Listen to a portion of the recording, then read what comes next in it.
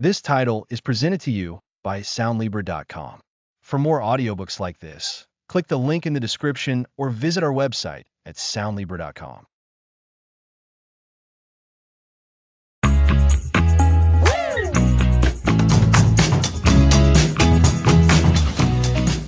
This is Slow Down to Speed Up, Episode 1. Before we dive into the heart of things, just a quick heads up that while we'll be discussing high performance and mental framing, this isn't medical or professional mental health advice. Always consult a professional for your specific needs. The hustle. It sounds so active, so necessary for success, right? It's this idea that you have to be working all the time, always grinding, always chasing after something. It's like everyone's telling us to be constantly plugged in, burning the candle at both ends. Exactly. For a long time, our culture has celebrated the hustle. We see it everywhere. The entrepreneur who sleeps 4 hours a night, the student pulling all-nighters, the professional answering emails at midnight. The assumption is that this sheer volume of effort, this constant state of doing, is the direct path to achieving our goals. It's a narrative that says success is a direct reward for being relentlessly busy. And it's a compelling narrative. If you're not busy, does that mean you're not trying hard enough? Does it mean you're lazy? It can feel really guilt-inducing to even consider taking a break, let alone adopting a slower approach. That feeling of guilt is a powerful indicator of how deeply ingrained this hustle culture is. But here's the question we need to start asking ourselves. Is this constant hustle actually effective? Or is it, in fact, a myth? A myth that's leading us down a path of burnout, diminishing returns, and ultimately, less success? That's a critical question, because I think many of us are following the hustle playbook and not seeing the results we expect. We're tired, we're stressed, and we wonder why we're not further along. Precisely. The myth of the hustle, as we'll explore throughout this series, is the belief that perpetual motion and frantic activity are the keys to achievement. It's the idea that more hours, more tasks, more intensity always equals more results. But what if that's not true? What if, in many cases, it's the exact opposite? So, if the hustle is a myth, what's the alternative? What are we proposing instead? This is where we introduce the core concept of our series, strategic patience. It's not about laziness, it's not about giving up, and it's certainly not about avoiding hard work. Strategic patience is about being incredibly intentional with our effort, our time, and our energy. It's about understanding that rushing often leads to mistakes, wasted effort, and missed opportunities. Okay, break that down for us. Strategic patience. How is that different from just waiting or being slow? That's a great clarifying question. Strategic patience isn't passive waiting. It's an active, thoughtful process. Think of it like a seasoned chess player versus someone who just moves pieces randomly. The chess player studies the board, considers multiple moves ahead, anticipates their opponent's reactions, and makes a deliberate choice. They aren't rushing. They are strategically planning. Their patience allows them to see the bigger picture and make the most impactful moves. So it's about being deliberate and thoughtful rather than just reacting and being busy. Exactly. The hustle culture often encourages immediate action without sufficient thought. This can lead to what we call busy work, activities that feel productive but don't actually move us closer to our meaningful goals. It's like running on a treadmill. You're moving a lot, expending energy, but you're not actually going anywhere. That's a powerful analogy. I've definitely felt like I'm on that treadmill before. So, what are some of the downsides of this constant hustle we've been conditioned to follow? There are many. One of the most significant is burnout. When you're constantly pushing yourself to the limit, your physical, mental, and emotional resources get depleted. This leads to fatigue, reduced cognitive function, decreased motivation, and a general sense of exhaustion. It's like overdrawing from your bank account repeatedly. Eventually, you'll have nothing left. And that burnout, when it hits, makes it even harder to be productive, creating a vicious cycle. Absolutely. Another downside is a reduction in quality. When you're rushing to get things done, corners get cut. Mistakes are made. You're less likely to catch errors, less likely to think creatively, and less likely to produce your best work. Imagine trying to paint a masterpiece in 5 minutes.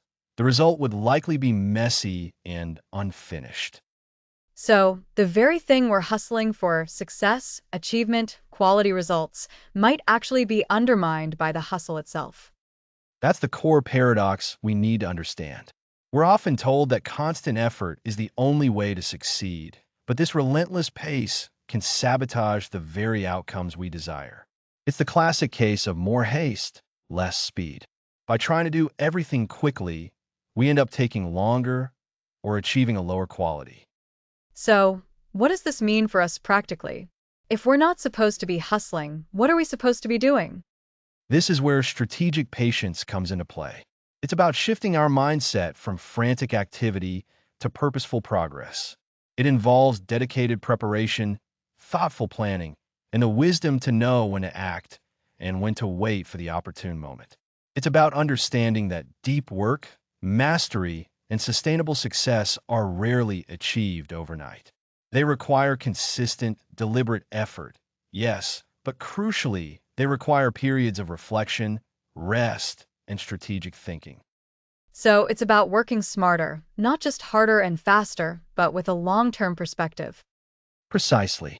In the upcoming episodes, we'll dive deep into the different facets of strategic patience.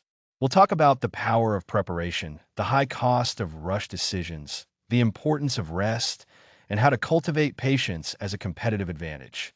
We'll examine how building sustainable relationships, mastering skills through deliberate practice, and prioritizing quality over speed all contribute to a more effective and fulfilling path to success.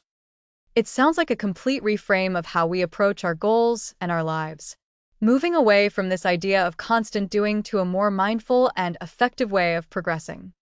That's it. The myth of the hustle promises quick wins and instant success, but often delivers burnout and mediocrity. Strategic patience, on the other hand, is the proven path to sustainable achievement, deep mastery, and a more balanced, fulfilling life. It's the understanding that sometimes the fastest way to get where you want to go is by not rushing. So, to recap, we've talked about the pervasive myth of the hustle, the idea that constant busyness leads to success. We've highlighted its downsides, like burnout and reduced quality. And we've introduced strategic patience as the intelligent, purposeful alternative, working effectively with a long-term perspective. That's a perfect summary, Lisa. We have so much more to explore in the coming episodes. Next episode, we'll be defining strategic patience in more detail and exploring what it truly means to be strategically patient. Thanks for listening.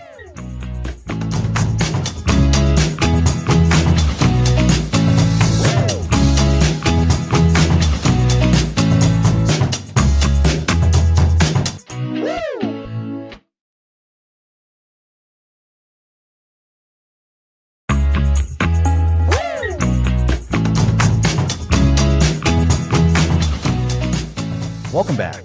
Last time, we dismantled the myth of hustle culture.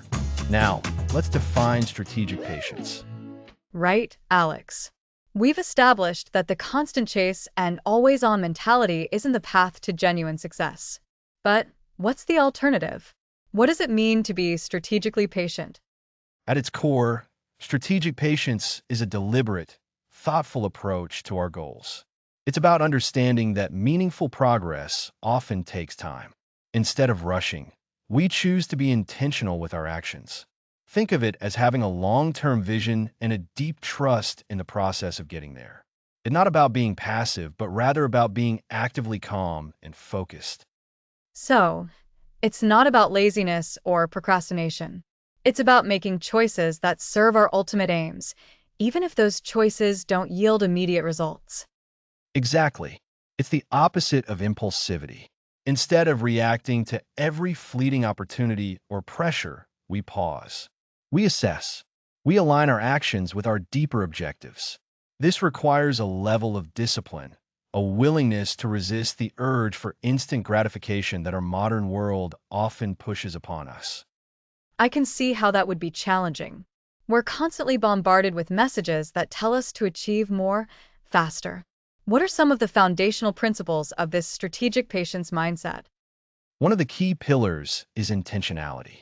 Every action we take, every decision we make should be guided by purpose. We ask ourselves, does this move me closer to my true goals? Does this align with the kind of outcome I want to create?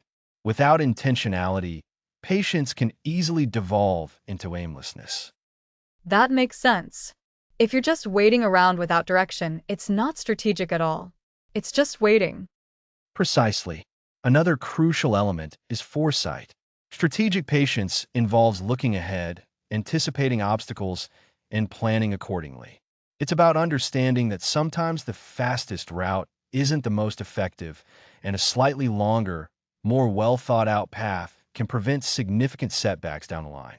Imagine building a house. You wouldn't just start throwing up walls, would you?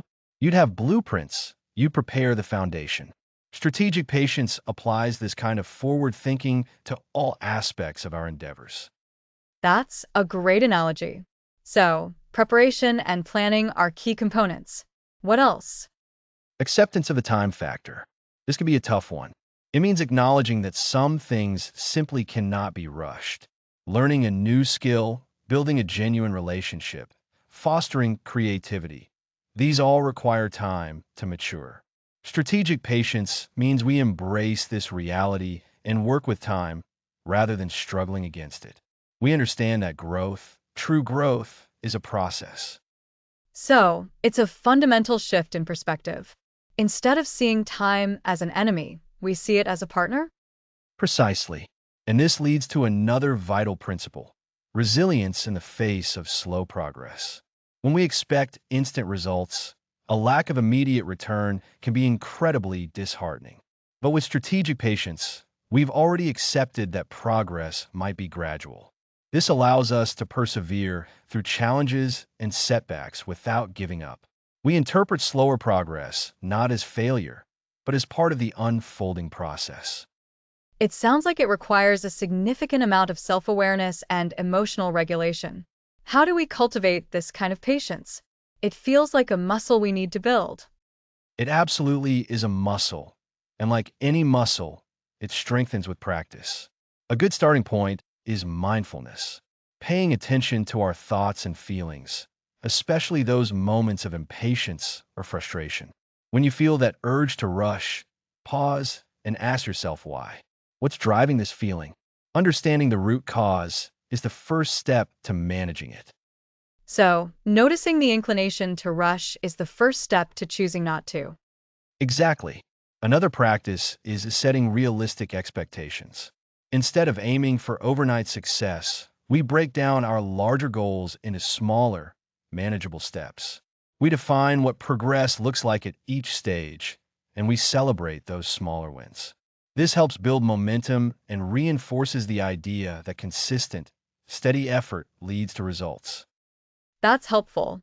It makes the journey feel less daunting. Instead of looking at the mountain peak, you focus on the next ridge. A perfect way to put it. And we also need to actively choose activities that foster patience. This could be anything from meditation to tending a garden, learning a musical instrument, or even engaging in slow, deliberate conversations. These activities train us to be present, to appreciate the unfolding of events, and to develop a tolerance for slower rhythms. So, it's about creating an environment, both internally and externally, that supports patience. We've talked about intentionality, foresight, accepting the time factor, and building resilience. These are the core ideas that define strategic patience. It's not about idly waiting, but about actively and thoughtfully engaging with our goals, trusting that consistent, deliberate action will lead to the desired outcome over time. You've summarized it beautifully, Lisa. Strategic patience is about making wise choices today that will yield significant rewards tomorrow. It's an antidote to the burnout of the hustle and a powerful strategy for achieving sustainable success and fulfillment. It's about playing the long game. And we'll be exploring how to implement all of these principles in the episodes to come. Indeed. Next episode, we'll dive deeper into the power of preparation, looking at it as the unseen engine that drives successful, patient endeavors forward.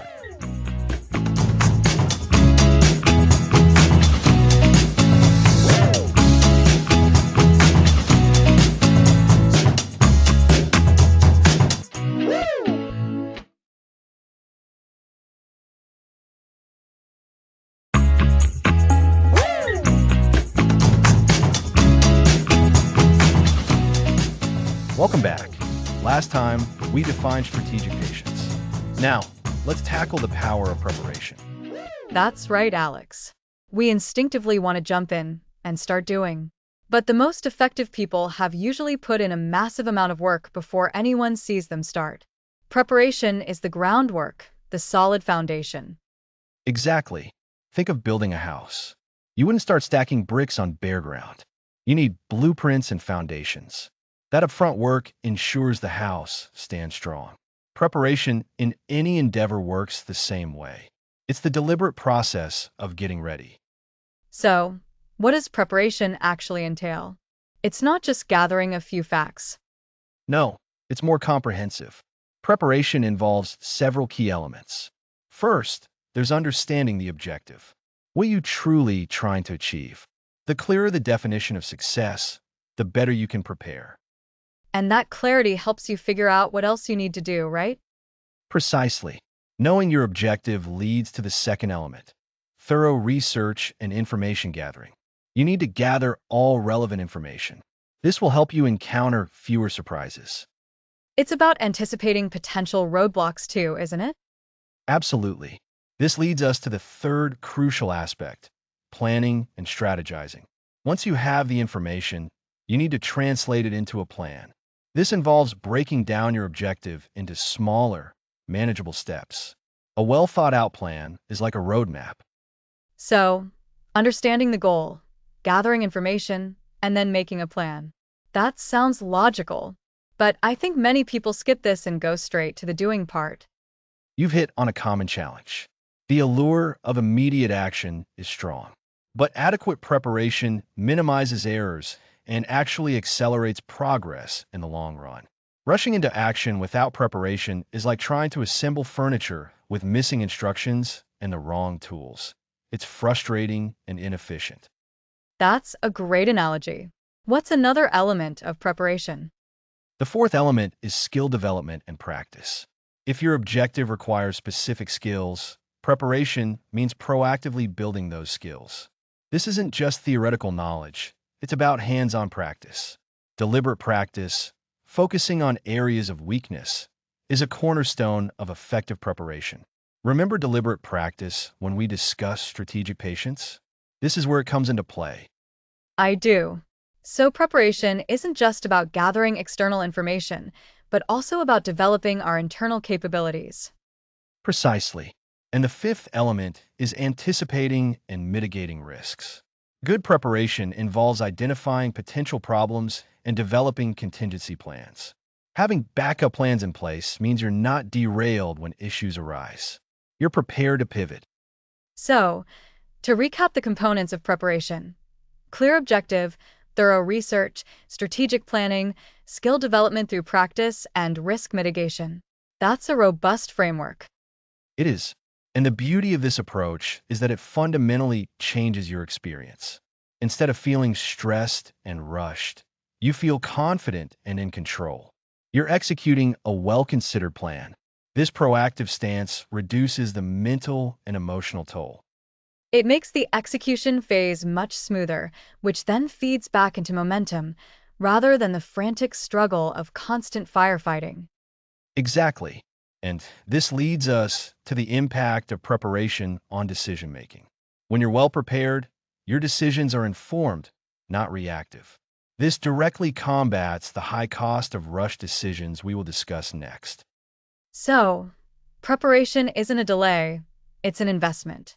An investment in efficiency, effectiveness, and peace of mind. It's the unseen work that makes the visible work look effortless. Well said, Lisa. It's the sturdy scaffolding that allows the beautiful structure to be built. Embracing thorough preparation is a cornerstone of a patient, strategic approach to any goal. It's about respecting the process and understanding that good things take time, especially in the planning stages. And by investing that time up front, we save ourselves so much stress and wasted effort down the line. It truly is the unseen engine. Indeed. So remember, before you dive headfirst into your next challenge, take a step back. Ask yourself, have I prepared? Have I done my research? Is my plan solid? Am I ready? The answer to those questions will dramatically shape the outcome.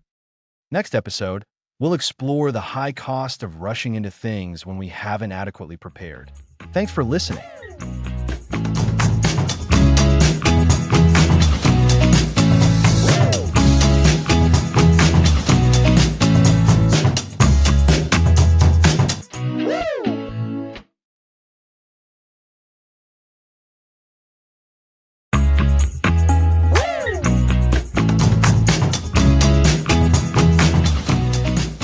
Welcome back to Slow Down to Speed Up. Last time, we explored the power of preparation, understanding it as the unseen engine driving success. Today, we're diving into the flip side of that coin, the high cost of rushed decisions. It's so easy to fall into the trap of urgency, isn't it? Everything feels like a fire we need to put out right now.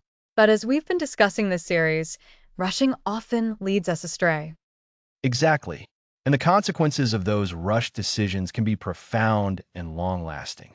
When we make choices under pressure, without taking the time to think them through, we're essentially operating on incomplete information. It's like trying to navigate a complex maze with your eyes closed. You might stumble forward, but the chances of hitting a dead end, or worse, are incredibly high. So, when you talk about the cost of rushed decisions, what specifically comes to mind? What are we actually losing? We lose a lot, Lisa.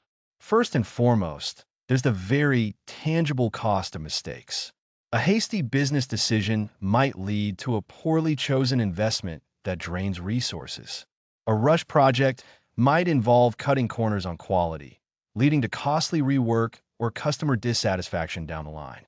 Think about a contractor who rushes a build without proper checks.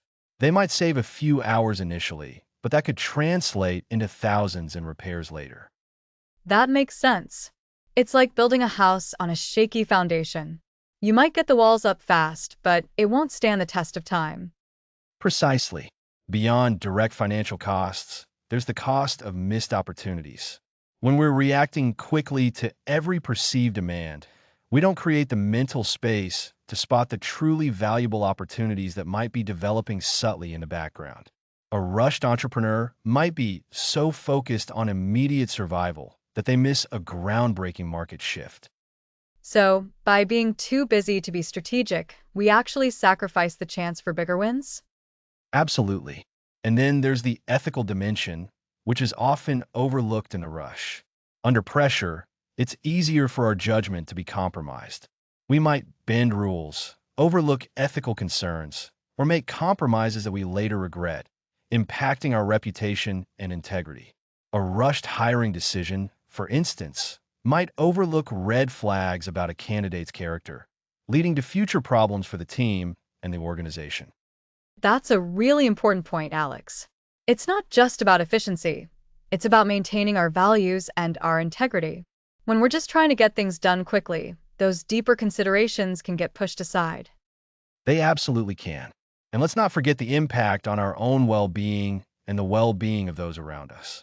Constant pressure to make rapid decisions leads to stress, burnout, and decreased cognitive function. When you're stressed, your ability to think clearly and make sound judgments is significantly impaired. It creates a vicious cycle. The rush causes stress, and the stress makes the next decision even more prone to error. So, we're not just making bad choices, we're also damaging our own capacity to make good choices in the future.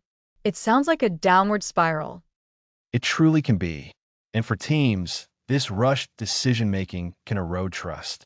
When team members see leaders or colleagues making hasty, ill-considered choices, it can lead to frustration and a lack of confidence in the direction being set. This can stifle collaboration and create an environment where people are afraid to speak up with important counterpoints. because the prevailing culture is one of rapid action. It seems like the opposite of what we've been advocating for thinking, strategic action. This rush culture actively works against building strong, reliable systems and relationships. It does. Now, let's contrast this with the alternative thoughtful, deliberate decision making. This approach isn't about inaction, it's about investing time up front to ensure the decision you make is the right one. It involves gathering sufficient information, considering various perspectives, evaluating potential outcomes, and aligning the decision with your long term goals. So, it's about being purposeful with our time when making choices, rather than just reacting to pressure. Exactly. Think of it like this. A hurried surgeon might skip a crucial sterilization step with potentially catastrophic consequences. A deliberate surgeon, however, takes that extra minute or two, ensuring a safe outcome. The upfront investment of time and preparation and careful consideration prevents much larger costs and risks later on. It's about foreseeing problems instead of just reacting to them after they've occurred. Yes, and when we make decisions deliberately, we build confidence and credibility. People see that our choices are well reasoned, and that fosters trust. This creates a more stable and predictable environment, which can actually increase overall productivity and speed in the long run because you're not constantly backtracking from errors. Remember our discussion on strategic patience? This is a prime example of it in action. Patience in decision making allows for the clarity needed to execute effectively. So, the high cost of rush decisions isn't just about the immediate mistakes, it's about the missed opportunities, the erosion of trust, the ethical compromises, and the long term damage to our capacity to perform. It's the antithesis of the sustainable success we're exploring in this series. That's a perfect summary, Lisa. Rush decisions are a shortcut that often leads us off a cliff. Thoughtful deliberation, on the other hand, is the well-paved road to sustainable success. It requires us to resist the urge for immediate gratification and instead focus on the quality and wisdom of our choices. And as we move forward, it's crucial to recognize those moments where we feel pressured to rush and give ourselves permission to pause, to think, and to make a decision we can stand behind. Absolutely. It's a skill that can be cultivated, and the rewards are immense. Instead of being enslaved by urgency, we become masters of our choices. Fantastic. So, to recap for our listeners, rush decisions come with significant costs, financial mistakes, missed opportunities, ethical slips, burnout, and damaged trust. The alternative is deliberate decision making, which, despite requiring upfront time, leads to better outcomes, builds credibility, and aligns with strategic patience for long term success. Well said. And this leads us perfectly into our next episode, where we'll be exploring the vital role of strategic rest in fueling our performance and decision making capabilities. That sounds like a much needed topic. Until then, keep those decisions thoughtful. Next episode: Embracing Strategic Rest, Fueling Performance.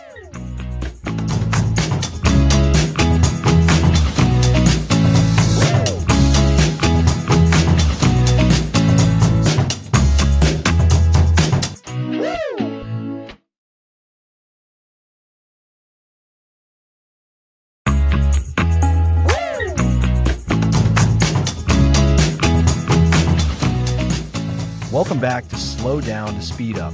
Last time, we explored the significant downsides of rush decisions. Now let's tackle strategic rest. Strategic rest. That sounds like an oxymoron, doesn't it, Alex? In a culture that glorifies being constantly busy, telling people to rest strategically feels almost rebellious. It does, but it's absolutely critical. We often think of rest as merely stopping work, like taking a vacation. But strategic rest is much more than that. It's about intentionally pausing and recovering in a way that actively enhances our performance when we return. It's not about doing nothing. It's about doing something profoundly beneficial for our minds and bodies. So, it's not just about catching up on sleep, though sleep is certainly a huge part of it, right? Absolutely. Sleep is the foundation. But strategic rest also includes things like focused downtime, mental breaks, and even creative idleness. Think of it like this. Imagine a sprinter. They don't sprint constantly. They train intensely, yes, but they also have crucial recovery periods where their muscles repair and rebuild, making them stronger for the next sprint. We need to apply that same logic to our work and our lives. That's a great analogy, Alex. So, when we talk about intentional periods of downtime, what does that look like in practice? Is it just stepping away from the computer for a few minutes? It can be that simple, but it can also be more structured. It's about actively disengaging from demanding tasks. This could mean a short walk without your phone, listening to music that calms you, or even just staring out the window for 5 minutes. The key is to shift your focus away from the problem or task at hand. When we give our brains a break from intense problem solving, they can often find solutions and make connections spontaneously in the background. So that's why sometimes when I'm stuck on a problem, I go for a walk and suddenly the answer pops into my head? I always thought I was just procrastinating. You weren't procrastinating. You were engaging in strategic rest. You were giving your subconscious mind space to work. This is often called diffuse thinking compared to focused thinking. Focused thinking is when you're intensely concentrating on a problem. Diffuse thinking is when your mind wanders, makes unexpected links, and accesses a wider range of information. Both are vital for creativity and problem solving. Building on our previous discussions, this diffuse thinking is a key element of the preparation we need for true strategic success, allowing new connections to form that focused thought might miss. I love that distinction. So, the dedicated downtime isn't about laziness, it's about optimizing our thinking processes. What about mental recuperation? That sounds like it goes deeper than just a short break.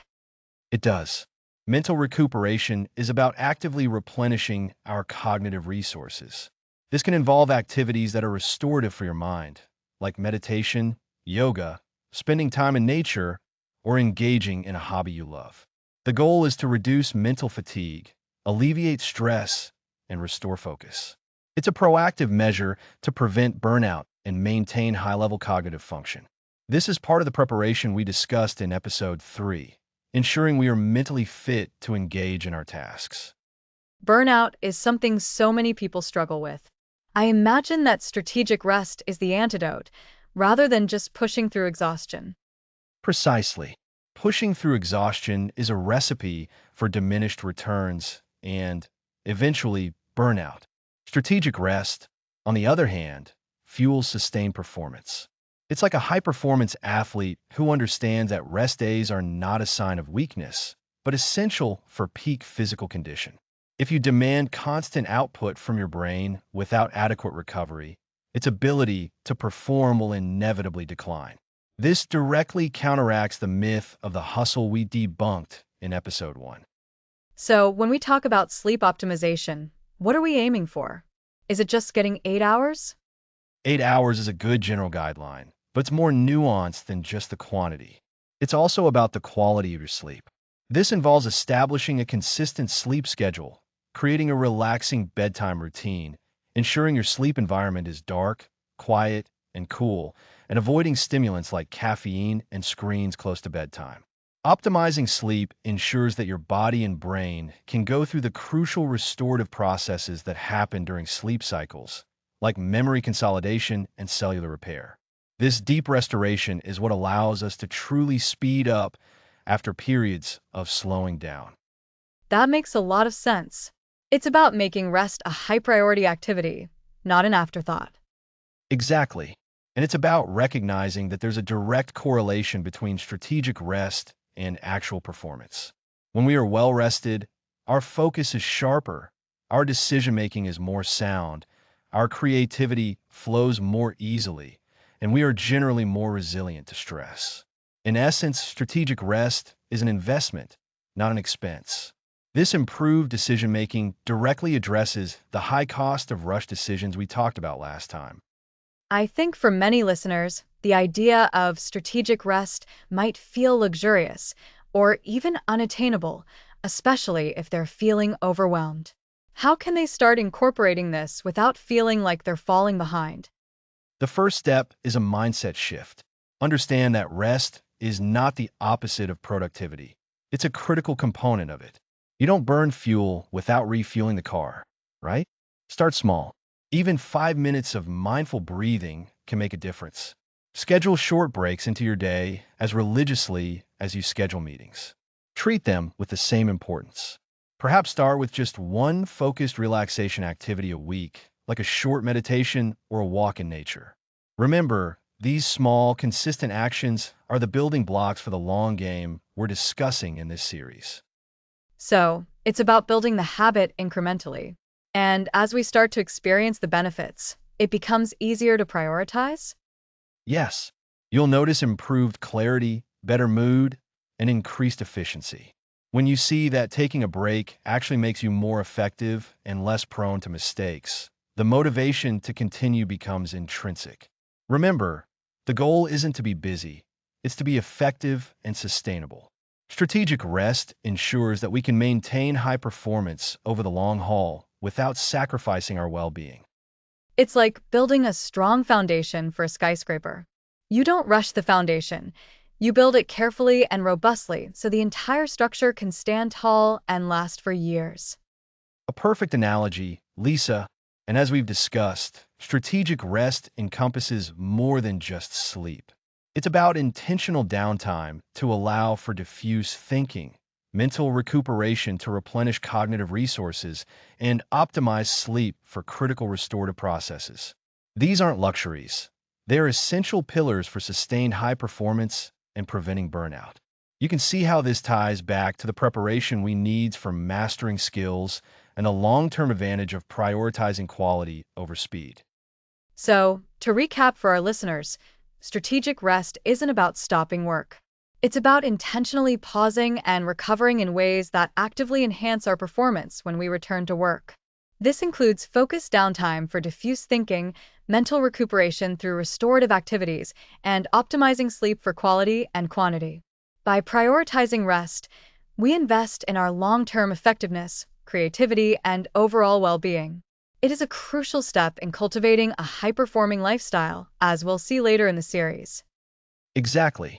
Embracing strategic rest is fundamentally about recognizing our human limits and working smarter, not just harder. It's a core principle of playing the long game. Next episode, we'll move from resting to actively cultivating our minds, exploring the power of dedicated thinking time.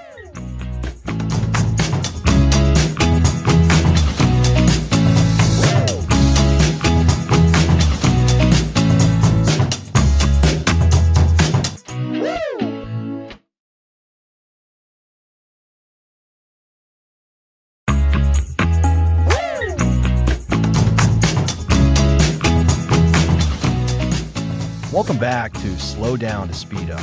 Today we're focusing on dedicated thinking time. That's right, Alex. We often talk about needing more time to do things, but this episode is all about making time to think. It sounds simple, but in practice, it can be incredibly hard to carve out. Exactly. Think of it this way. Imagine you're trying to build something complex, like an intricate model airplane. You wouldn't just rush to glue or screw things together without a plan. You'd spend time studying the instructions and laying out the parts. Dedicated thinking time is the equivalent of that planning for our lives. It's about moving beyond reactive problem solving to proactive, thoughtful strategy. So, it's not just about taking a break, but about actively engaging our minds in a focused way. It's about intentional contemplation rather than just letting our minds wander. Precisely. We're talking about creating space for what I call uninterrupted ideation and reflection. This is the time where you can truly grapple with complex problems, generate novel ideas, or simply process information without the constant ping of notifications or the pressure of immediate deadlines. It's about cultivating depth in our thinking. And I think that word, depth, is key. In our fast-paced world, we often skim the surface of issues. We react quickly, we make decisions based on a fraction of the information, and we move on. Dedicated thinking time allows us to go deeper, to understand the nuances, and to connect seemingly unrelated dots. Imagine a painter deciding which colors to use. They don't just grab the closest tube of paint. They consider the mood, the subject, how the hues will interact. That takes thoughtful consideration. That's a great analogy, Lisa. And this dedicated thinking time isn't just for high-level strategists. It's for anyone who wants to improve their problem solving, their creativity, or their overall decision making.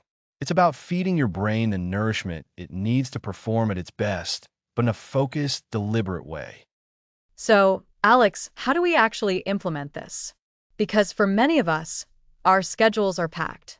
Every minute feels accounted for. How do we build this into our lives without feeling like we're falling behind? That's the million-dollar question, isn't it? The first step is mindset. You have to truly believe in the value of this time. See it not as lost productivity, but as an investment in higher quality output later. Then, it's about practical implementation. I often recommend starting small. You don't need to block out an entire day initially. What does small look like? 15 minutes? 30 minutes? It could be as little as 20 to 30 minutes, 2 or 3 times a week. Schedule it. Treat it like any other important meeting. Put it in your calendar. And crucially, protect that time fiercely. This means turning off notifications, closing email, and letting others know you are unavailable. Think of it as your deep work or contemplation slot. So, it's about creating a sacred space for our thoughts. And what should we be doing during this dedicated time? Is there a specific set of activities? Not necessarily a rigid set, but there are definitely categories of activities that benefit most. One is problem solving. Take a challenging issue you're facing and dedicate your thinking time to dissecting it. Break it down. Explore different angles. Brainstorm potential solutions without immediate judgment. Another is learning and integration. This is where you can take what you've read or experienced and actively try to connect it to your work or your life. How does this new information change your perspective? That makes sense. It's like a mental sandbox where you can play with ideas. I also think about how this relates to creativity. Often, our best ideas don't strike when we're staring at a blank document with a looming deadline. They come when we're in the shower or going for a walk. This dedicated time is essentially creating the optimal conditions for those spontaneous insights to emerge. Exactly. It's about creating the conditions for inspiration. And remember that concept we discussed in episode 5, strategic rest? Dedicated thinking time is a more active form of mental rejuvenation.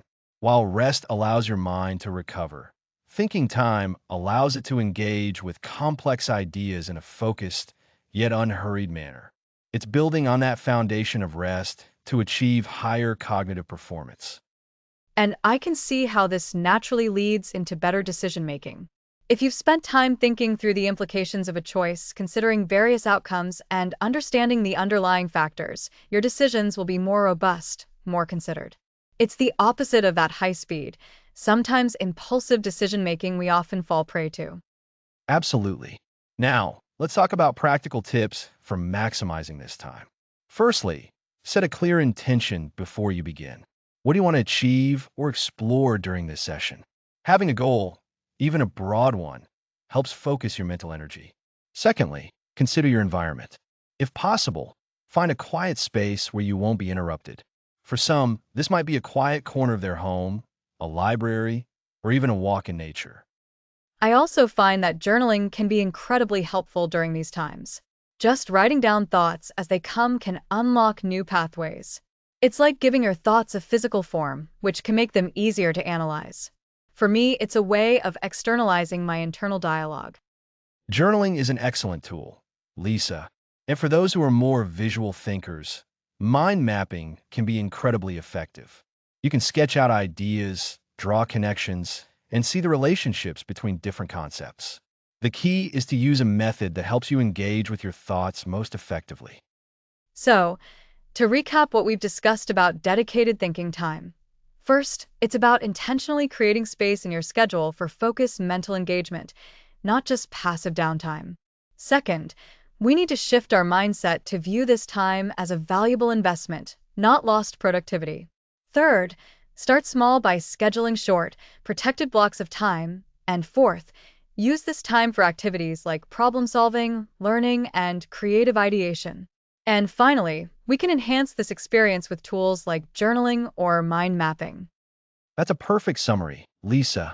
It's about cultivating a habit that, over time, leads to greater clarity, more innovative solutions, and ultimately, more effective progress toward your goals.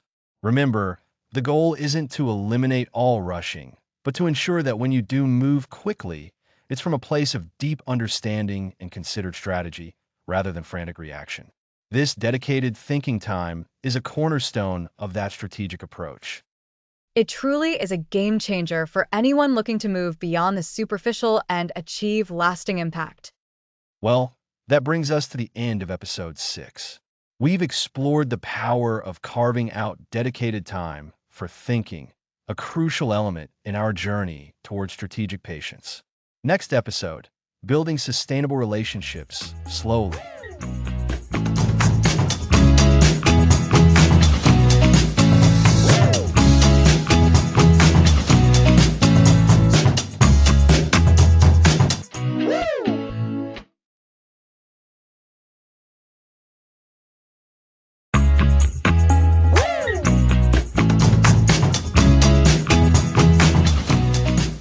Welcome back to Slow Down to Speed Up.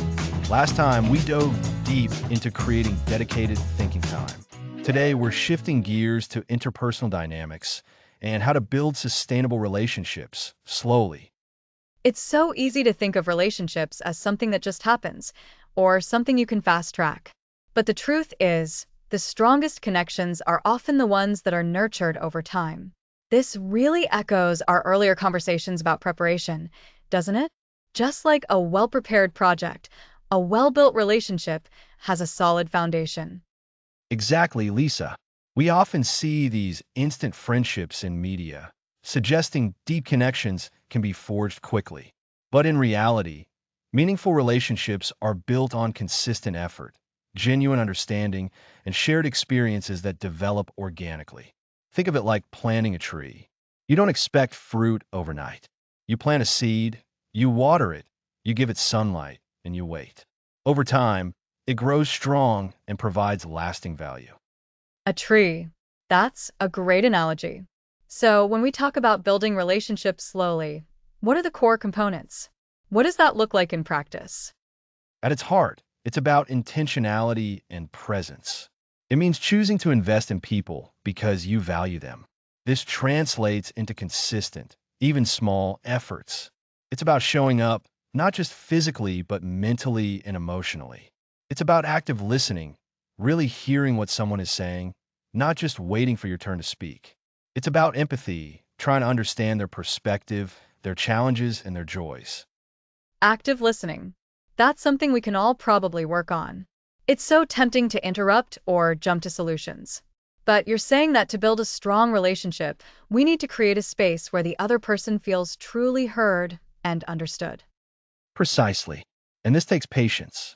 It means understanding that trust isn't built in a day. It's earned through consistent actions, reliability, and demonstrating integrity. If you say you'll do something, you do it. If you make a mistake, you own it. These are slow activities. They build tremendous goodwill and a deep sense of security in the relationship. And this applies across all types of relationships, right? Whether it's with a colleague, a client, a friend, or a family member. The principles of consistent effort, active listening, and integrity are universal. Absolutely. For example, in a professional context, rushing to close a deal without building rapport might work occasionally, but it rarely leads to a long-term, loyal client. A client who feels understood, who knows you've invested time in learning their needs, and who trusts your word, is far more valuable in the long run. They become a partner. That takes time to cultivate. It's like the difference between buying a cheap, fast fashion item versus investing in a quality piece of clothing that lasts for years. The fast fashion might look good for a moment, but the quality piece becomes a staple. That's another excellent analogy, Lisa. And this brings us back to our earlier themes. Remember when we talked about the power of preparation? Building relationships is a form of preparation for a more fulfilling and successful life. It's also intrinsically linked to strategic patience. You can't rush authenticity. You can't force trust. These things require time and consistent, thoughtful input. And this naturally leads to the idea of cultivating depth. When you're investing time, you're not just getting surface level interactions. You're getting to know the real person, their values, their motivations. This deeper understanding is what makes relationships resilient. Yes, and it also makes them more rewarding. When you invest in someone and they invest in you, you create a mutual support system. You have people to share successes with, and more importantly, people who can help you navigate challenges. This network of genuine support is invaluable, and it's a direct byproduct of slow, deliberate relationship building. It's like building a strong forest where the trees support each other, weathering storms together. So, to recap for our listeners, building sustainable relationships slowly means 1. Being intentional about investing in people. 2. Showing up consistently with your presence and your efforts. 3. Practicing active listening and empathy to truly understand others. And 4. Acting with integrity to build trust over time. These aren't quick fixes, but the foundation for lasting connection. That's a perfect summary, Lisa. It's about recognizing that human connection is a marathon, not a sprint. And the rewards of this patient approach far outweigh the fleeting gains of speed. Rushing these interactions can lead to superficial connections, misunderstandings, and ultimately, missed opportunities for deep, meaningful bonds. It's a lesson that runs through so many aspects of life, how slowing down and being deliberate often leads to a faster, more successful outcome in the long run. We can't just skim the surface of human interaction and expect depth. No, you can't. And the beauty of it is that these principles can be applied immediately. Start by truly listening to the next person you speak with. Make a conscious effort to follow through on a small commitment. These small, consistent actions are the building blocks of great relationships. And they don't require grand gestures, just mindful effort. It's about tending to the garden of our connections, watering them regularly, and giving them space to grow. It's so clear how this weaves into the larger theme of our podcast, that strategic patience truly outperforms the hustle. It does. And this thoughtful approach to relationships also fuels our overall performance. When you have a strong, supportive network, you're more resilient, you have diverse perspectives to draw on, and you often find unexpected opportunities. It's a virtuous cycle. It really is. It's about quality over quantity when it comes to our connections, just as we'll be discussing in our next episode about prioritizing quality over speed in our work. Indeed, the principles are remarkably consistent. So, as we wrap up this episode on building sustainable relationships, remember that every interaction is an opportunity to invest. Be present, be genuine, and be patient. The strongest bonds are the ones that grow, not those that are forced. That's a wonderful takeaway. Slow down, invest in the people around you, and watch those relationships flourish over time. Next episode, we'll be diving into mastering skills through deliberate practice.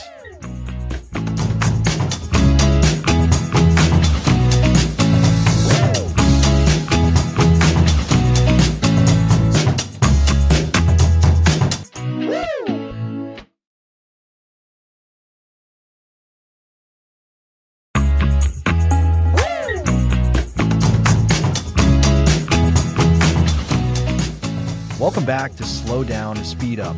Last time, we explored building sustainable relationships. Today, we're diving into mastering skills through deliberate practice. Deliberate practice. That sounds intense. I think many people hear practice and just think of putting in hours, repeating something over and over. Is deliberate practice different from that? That's precisely the key distinction. Simply putting in hours, or what we might call mindless repetition, doesn't automatically lead to mastery. Deliberate practice is a much more structured and focused approach. It's not just about the quantity of time, but the quality of that time. quality over quantity. So, what makes practice deliberate? What are the ingredients? Great question. The core of deliberate practice involves several critical elements. First, it's about having specific goals. You're not just practicing, you're practicing to improve a particular aspect of your skill. Think of a musician practicing a challenging passage, not just playing through the whole song. Ah, so it's about pinpointing an area for improvement. That makes sense. If you're always playing to your strengths, you won't get better. Exactly. The second crucial element is intense focus and concentration. This isn't passively going through the motions. It requires your full attention. Imagine a surgeon practicing a complex new technique. They need to be completely absorbed in the process, mindfully executing each step. So, no distractions then. Phones away, no background TV. Just pure focus on the task at hand. Precisely. And this focus is often accompanied by the third element, immediate feedback. You need to know how you're doing. This feedback can come from a coach, a mentor, a teacher, or even from self-analysis when you're highly skilled. It's about identifying mistakes and understanding why they happened. Feedback is so important. Without it, how do you know if you're actually improving or just reinforcing bad habits? Like practicing a golf swing and thinking you're doing it right, but you're actually hooking every shot. A perfect analogy. And that brings us to the fourth element, pushing beyond your comfort zone. Deliberate practice isn't about doing what you already do well. It's about tackling challenges that are just slightly beyond your current capabilities. It should feel difficult, even a bit frustrating at times. That sounds like the opposite of what most people might aim for when they want to relax or de stress. Deliberate practice sounds like hard work. It is hard work, but it's purposeful hard work. Think about learning to ride a bike. Initially, it's wobbly, you fall, you get scraped knees. That's you, often with someone spotting you for feedback, pushing beyond your comfort zone of staying still, trying to balance and pedal. You're not just going around the block aimlessly. You're trying to stay upright, trying to steer. So, to recap the core components of deliberate practice: specific goals, intense focus, immediate feedback, and pushing beyond your comfort zone. You've got it. Now let's connect this back to strategic patience. Deliberate practice is inherently a patient process. You don't become a virtuoso musician or a world-class athlete overnight. It requires consistent application of these focused efforts over long periods. The allure of instant gratification, the hustle culture we discussed earlier, often works against this. It really does. People want to see results immediately, and if they don't, they give up. They might think they're bad at something when really they just haven't engaged in enough deliberate practice. They've been mindlessly repeating instead of thoughtfully improving. Exactly. Consider learning a new language. Non-deliberate practice might be listening to music or watching movies in that language without actively trying to understand every word or phrase. Deliberate practice would involve using flashcards for vocabulary, actively forming sentences, seeking out conversations where you could try out a grammar, and getting corrections. And that active, focused effort is what truly ingrains the knowledge and skills. It's like building muscle memory, but for your brain. It's very much like building muscle, in fact. Athletes who engage in deliberate practice aren't just training. They're doing drills designed to improve a specific weakness, with coaches providing precise adjustments. This meticulous approach is what separates the good from the truly exceptional. So, for someone listening who wants to improve at something, whether it's a hobby, their career, or something more personal, what's a practical first step for incorporating deliberate practice? Start small and be specific. Pick one skill you want to improve. Define a very small, achievable goal for your next practice session. For example, if you're learning to draw, your goal might be to improve your shading on spheres, not to draw a masterpiece. Then, dedicate a focused block of time, even 15 or 20 minutes, to just that. Try to get some form of feedback, even if it's just looking critically at your own work and asking, what could I do better next time? That sounds much less daunting than trying to dedicate hours every day to perfect something. It's about breaking it down. Absolutely. And as you progress, your goals will naturally become more complex, and you'll be pushing yourself to higher levels. This concept of pushing beyond your comfort zone is also where strategic patience truly shines. It helps you tolerate the temporary discomfort of not being perfect, knowing that it's a necessary part of growth. It helps you embrace the learning curve rather than dreading it. Because with deliberate practice, the learning curve becomes less of a cliff face and more of a manageable, upward slope. Well said. And remember that this isn't just for technical skills. The principles of deliberate practice can be applied to problem solving, communication, leadership, any area where you seek to improve. It's about intentionality. So, it's not about innate talent, but about a systematic, patient approach to skill development. Precisely. True mastery is built brick by brick through consistent, intelligent effort. It's about the long game, not the quick win. And this patient, focused approach to skill development is a cornerstone of achieving sustainable success and outperforming those who rely solely on speed or raw talent. Mastering skills through deliberate practice. It's a powerful concept that ties back beautifully to all the themes of strategic patience we've been exploring. It's about making your effort count. Indeed. And that leads us perfectly into our next episode, where we'll be prioritizing quality over speed and understanding the long-term advantages that come with that focus. Next episode, prioritizing quality over speed, the long-term advantage.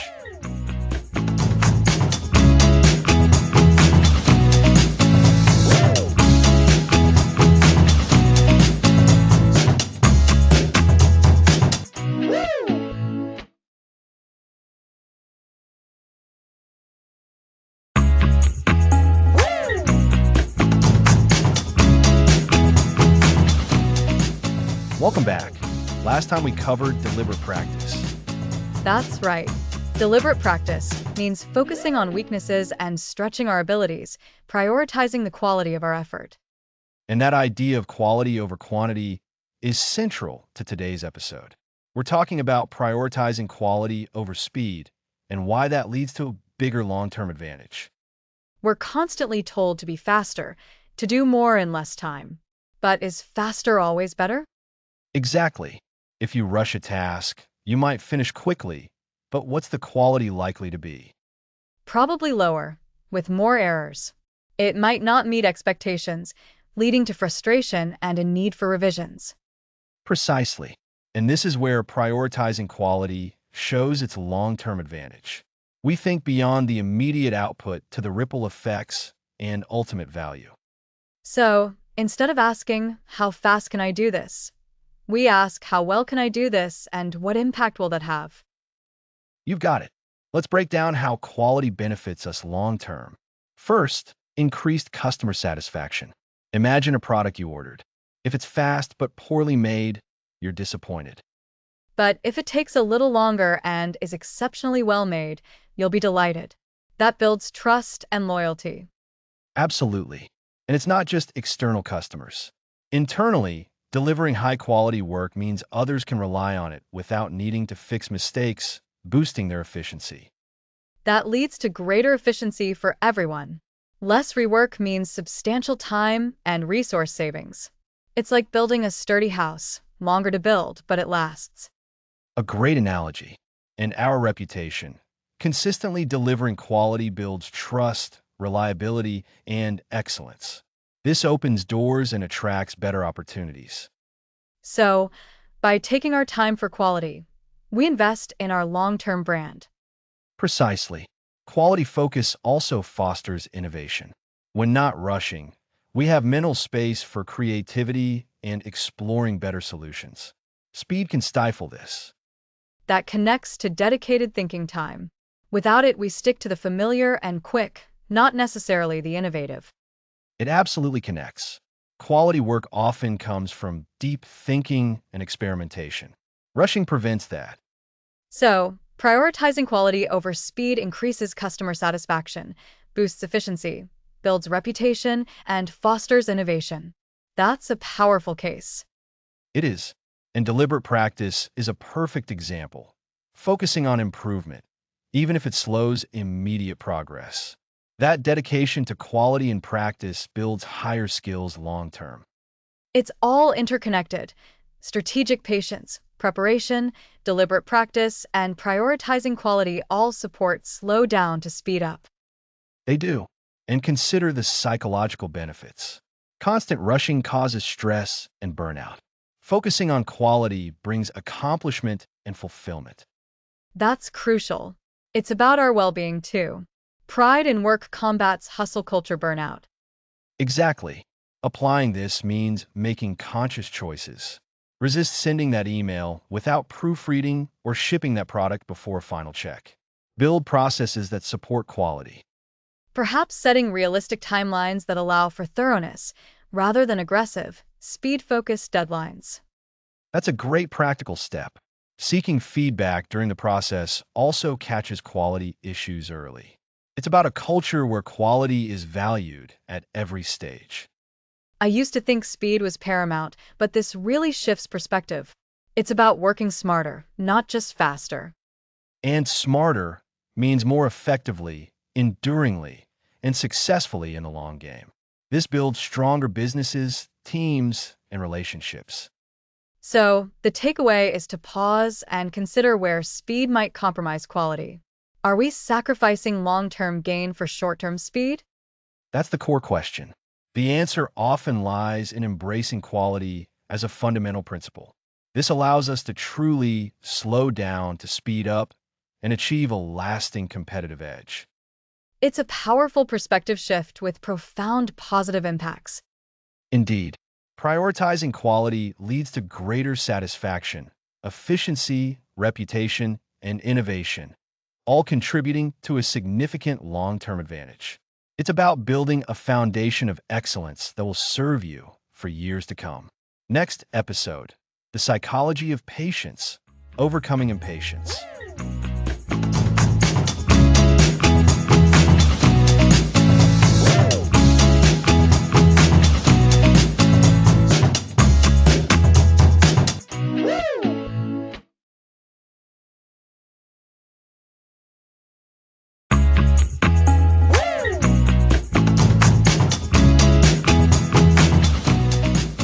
Welcome back to Slow Down to Speed Up. Today, we're diving into the psychology of impatience. That's right, Alex. So many of us feel this constant urge to rush. It's like there's an internal clock ticking louder and louder, urging us to speed up. This episode is all about understanding that internal pressure and learning how to manage it so we can benefit from strategic patience. Exactly. Impatience often stems from a few core psychological drivers. One of the biggest is the fear of missing out or FOMO. When we see others seemingly achieving success at lightning speed, or when we feel like opportunities are slipping away, our instinct can be to panic and try to accelerate. I can definitely relate to that. It's that nagging feeling that if you're not constantly moving, you're falling behind. It makes it hard to trust the process, doesn't it? Absolutely. And this ties directly into our earlier discussions about the myth of the hustle. We've been bombarded with messages that equate constant busyness with productivity and success. So, when we're practicing strategic patience, which inherently involves waiting, planning, and allowing things to develop, it can feel counterintuitive. It can feel like we're not doing enough. So, part of overcoming impatience is really challenging those ingrained beliefs about speed and productivity.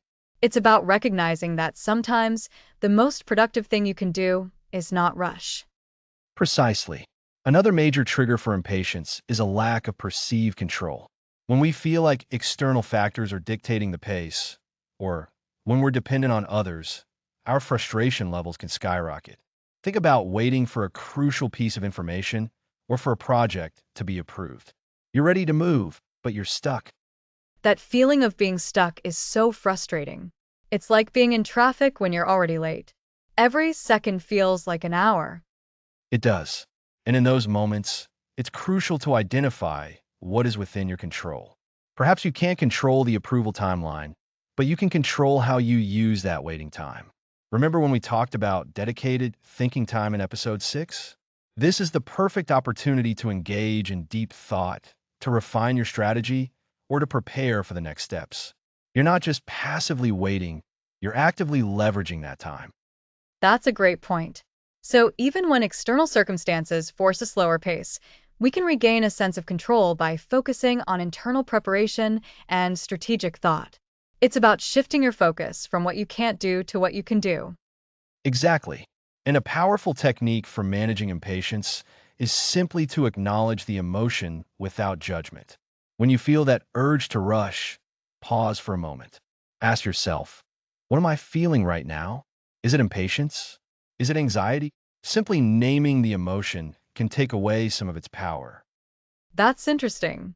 So, instead of immediately reacting to the urge to speed up, you're observing it. Yes, think of it like watching a cloud drift across the sky. The cloud is there, but it doesn't have to dictate the weather. You're observing the impatience, recognizing it's a temporary feeling, and choosing your response. This is where the principle of strategic patience truly comes into play. It's not about being passive, it's about making conscious, deliberate choices about when and how to act. So, if I'm feeling impatient about a project, I should acknowledge that feeling. And then, instead of impulsively sending an urgent email, I can ask myself, what is the most effective next step I can take right now, even if it's not the fastest one? That's a perfect encapsulation. Another common psychological barrier is our tendency to overvalue immediate rewards and undervalue future rewards. The instant gratification of finishing something quickly, even if it's not done well, feels more appealing than the long-term benefits of a job done right. That makes so much sense. It's like choosing to eat a whole bag of chips right now because it feels good, even though you know you'll feel sluggish later and you've missed out on the enjoyment of a balanced meal. A fantastic analogy, Lisa. And to combat this, we need to actively visualize the future rewards of our patients.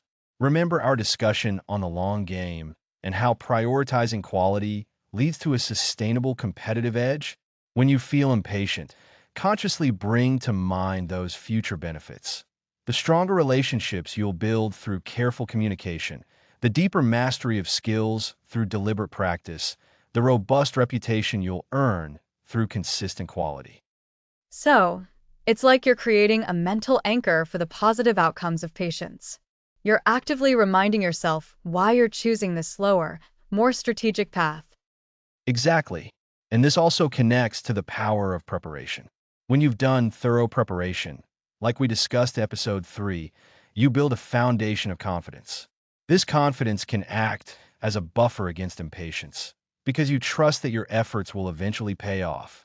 You're not starting from a place of uncertainty, which often fuels anxiety and impatience. That's a powerful connection. So, the more prepared we are, the less we feel the need to rush, and the more we can trust the process. It's like knowing you've packed everything for a trip. You can relax and enjoy the journey rather than feeling that frantic, did I forget something? Rush. That's a great way to put it. Now, let's talk about another crucial element: reframing setbacks. When things don't go as planned, impatience can flare up. We might feel like we've wasted time or that our efforts have been in vain. But true strategic patience means understanding that setbacks are often part of the journey, not the end of it. This goes back to how we view the high cost of rush decisions we talked about in episode 4. Sometimes, a setback forces you to reevaluate and make a better decision, even if it takes longer initially. Precisely. Instead of seeing a setback as a failure, reframe it as an opportunity to learn and adapt. Ask yourself, what can I learn from this that will make my next steps even stronger? This mindset shift is vital for maintaining patience and for continuing to move forward effectively. It's about seeing progress not as a straight line, but as a winding path with occasional detours that ultimately lead you to your destination, perhaps even a better one. So, to recap, Alex, overcoming impatience involves understanding its roots in FOMO and perceived lack of control, actively identifying and focusing on what is within our control, acknowledging the emotion without judgment, challenging our ingrained beliefs about speed, visualizing future rewards, leveraging our preparation, and reframing setbacks as learning opportunities. That's an excellent summary. Lisa, It's a continuous practice, of course. Cultivating patience isn't a one-time fix, but a skill that needs to be honed. The more we practice these techniques, the more we train our minds to resist the urge to rush and to embrace the power of strategic patience. It really does feel like building a muscle. The more you work it, the stronger it gets. And that strength allows you to navigate challenges, make better decisions, and ultimately achieve more sustainable success. Absolutely. And it leads us beautifully into our final two episodes. Next time, we'll discuss how to integrate these principles into a complete high-performing lifestyle. Next episode, cultivating a high-performing lifestyle.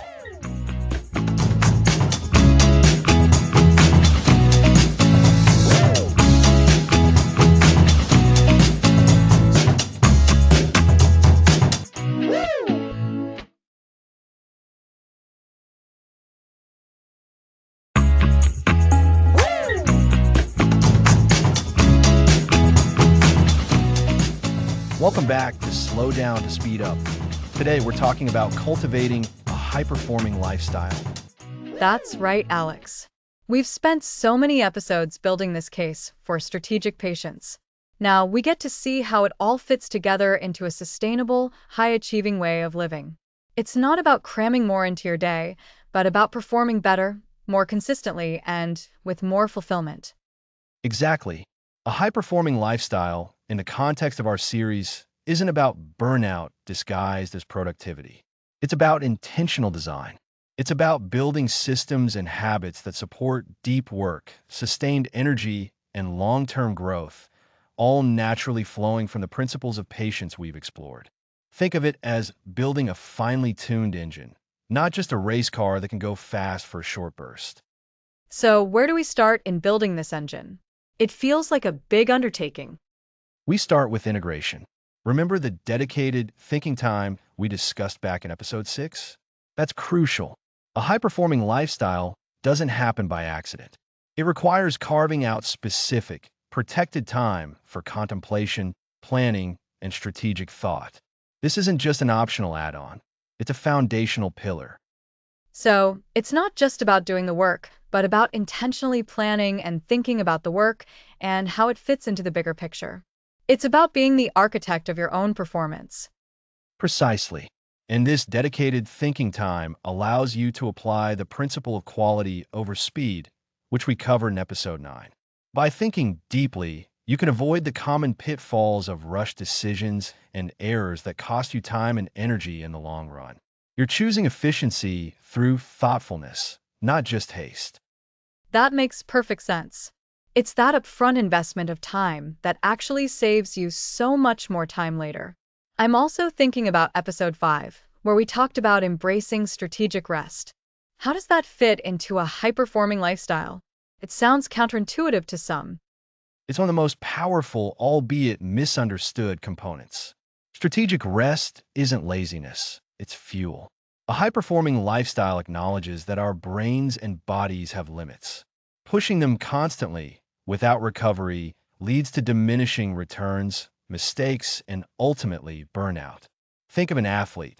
They don't train intensely 24 hours a day, 7 days a week. They have rest days, recovery periods, and sleep, all vital for peak performance. So, weaving in periods of genuine rest, whether it's a solid night's sleep, short breaks during the day, or even longer periods of stepping back, is actually part of performing at a higher level, not a detractor from it. Absolutely. It's about recharging your cognitive and physical resources so that when you're working with maximum effectiveness.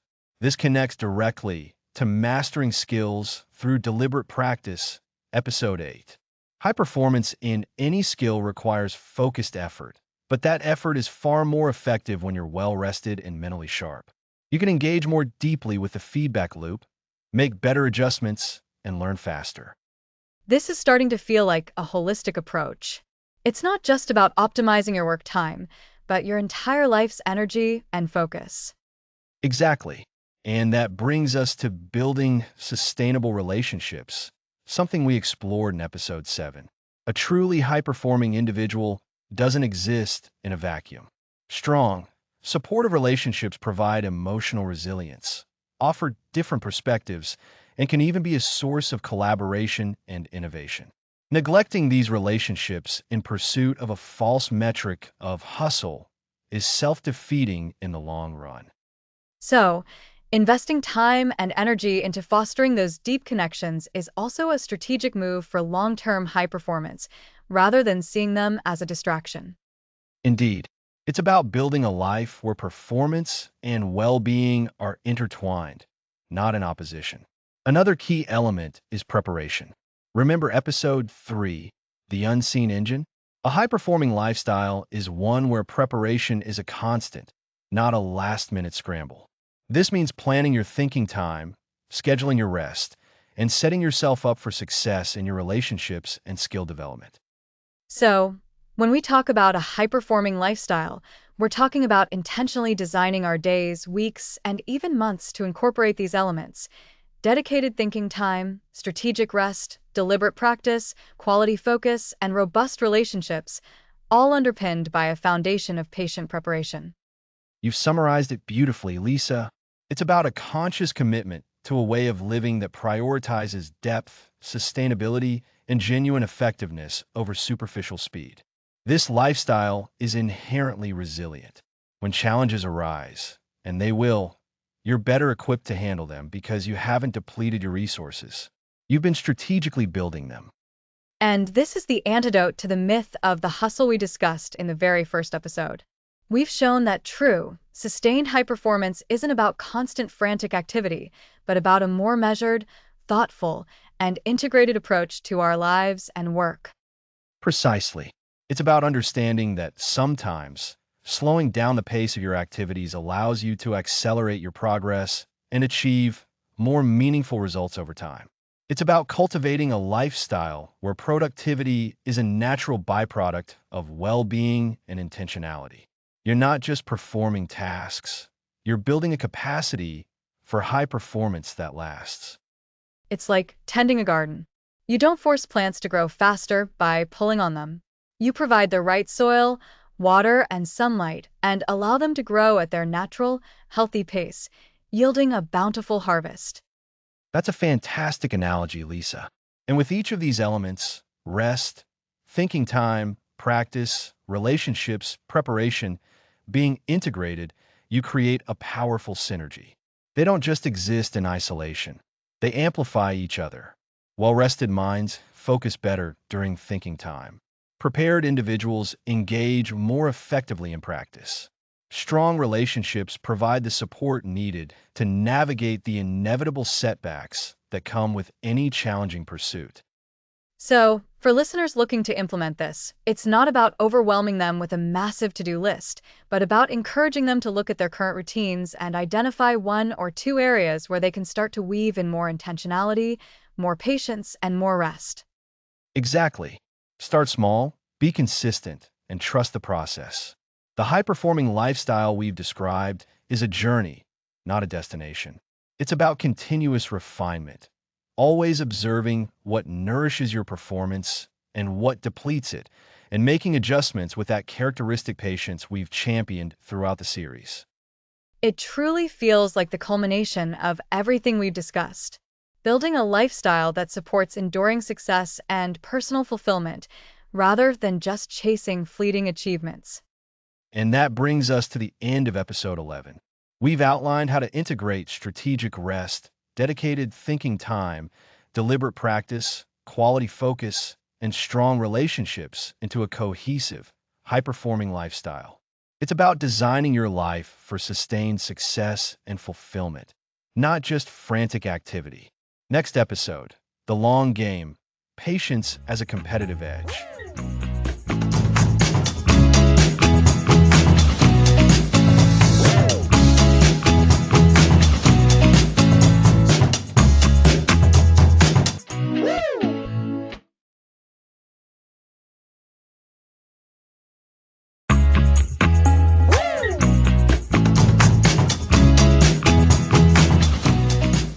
Welcome back to Slow Down to Speed Up. This is our final journey into strategic patience.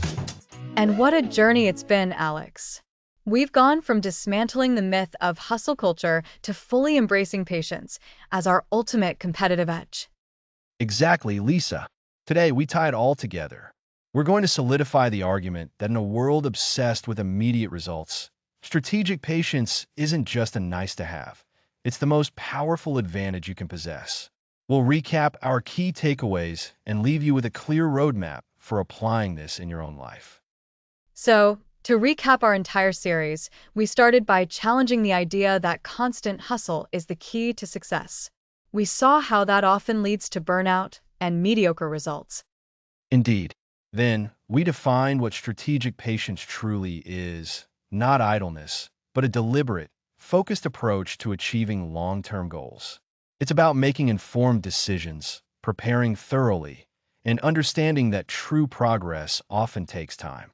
Remember when we defined strategic patience? It's the ability to wait for the right moment, armed with preparation and a clear vision. And that preparation is crucial. We really hammered home the power of preparation, the unseen engine that drives success. It's like building a strong foundation before you construct a skyscraper. Precisely. And on the flip side, we explored the high cost of rush decisions. When we act too quickly, we often make mistakes that cost us more time and resources in the long run. It's the classic haste makes waste scenario, but applied to significant life and career choices. Then, we introduced a concept many might find counterintuitive: embracing strategic rest. We learned that rest isn't laziness, it's essential fuel for sustained performance. Imagine a car. You can't just keep driving it without ever refueling or performing maintenance. That's a great analogy, Lisa. And connected to that is dedicated thinking time. Carving out specific periods for deep reflection without distractions allows for more profound insights and better decision making. It's about quality of thought, not just quantity of output. Building on that, we shifted to relationships. You highlighted the importance of building sustainable relationships slowly, fostering trust and genuine connection rather than superficial networking. Yes, trust is built over time, and this naturally leads into skill development. We talked about mastering skills through deliberate practice. It's not just putting in hours, it's about focused, intentional effort to improve specific areas. Think of an athlete training for the Olympics. It's highly targeted and patient. And this deliberate practice ties directly into prioritizing quality over speed. That long-term advantage comes from doing things well, even if it takes a little longer initially. It builds a reputation for excellence. Absolutely. Now, we often struggle with impatience. We delved into the psychology of patience, exploring common triggers for impatience and practical ways to overcome them. It's an internal battle, but one we can win with awareness. And then we brought it all together into cultivating a high-performing lifestyle. This isn't just about work. It's about integrating these principles of strategic patience into every aspect of our lives, leading to greater fulfillment and less stress. Exactly. So, where does that leave us today? Focusing on the long game, patience as a competitive edge. It leaves us with the understanding that everything we've discussed over these episodes forms a cohesive strategy. Strategic patience is the overarching principle that informs our preparation, our decision making, our rest, our relationships, our skill development, and our very lifestyle. It feels like we've moved from debunking a harmful myth to constructing a powerful, positive alternative philosophy. That's a perfect way to put it. In today's fast-paced, hyper-connected world, the temptation to rush is immense. Companies are pressured for quarterly earnings, individuals for immediate promotion or viral fame. But the truly groundbreaking achievements, the lasting businesses, the profound innovations, they're almost always the product of sustained effort, careful planning, and a willingness to wait for the right conditions. So, as a competitive edge, what does strategic patience really mean in practice? It means your competitors might be chasing the quick win, the flashy but temporary success. They might be burning out their teams and themselves with endless sprints. While you, armed with strategic patience, are building something more robust, more resilient, and ultimately more impactful. You're not just running a race, you're building a marathon running engine. You understand that a strong start is good, but a sustained, well-paced effort is what wins the long game. Think about it this way. If you're building a house, you can't just slap it together quickly. You need to lay the foundation, erect the frame, install plumbing and electricity, all before you even think about painting. Rushing any of those steps leads to structural problems down the line. Strategic patience is that meticulous, unhurried, but ultimately essential building process. And this applies everywhere. In business, it's cultivating customer loyalty over years, not just through fleeting promotions. In personal development, it's the consistent effort to learn and grow, rather than hoping for a sudden epiphany. In relationships, it's nurturing connections through shared experiences and mutual respect, an investment that pays dividends over a lifetime. So, for our listeners, what's the key takeaway from this final episode and indeed the entire series? It's that patience isn't passive waiting. It's active, intelligent, and strategic. It's the powerful choice to invest in long-term success over short-term gratification. It's about understanding that true acceleration often comes from a period of deliberate, focused deceleration. You slow down to prepare, to learn, to build, to strengthen, so that when it's time to move, you can move with unmatched speed and efficiency towards a truly meaningful destination. It's recognizing that the loudest, most visible efforts aren't always the most effective. The quiet, consistent dedication to quality and thoughtful progress is what creates lasting impact. So, as you move forward, I encourage you to ask yourselves, am I rushing towards a short-term gain that might compromise long-term success? Or am I applying strategic patience, investing the time and effort needed to build something truly valuable and enduring? The world might celebrate the hustle, but the truly remarkable achievements are born from the long game. Embrace strategic patience, and you will find it to be your most profound competitive edge. Thank you all for joining us on this incredible series exploring slow down to speed up. It's been a privilege to share these insights with you. Yes, thank you for being with us on this journey. We hope we've equipped you with the tools and the mindset to embrace a more strategic, fulfilling, and ultimately more successful path. Thanks for listening to this series.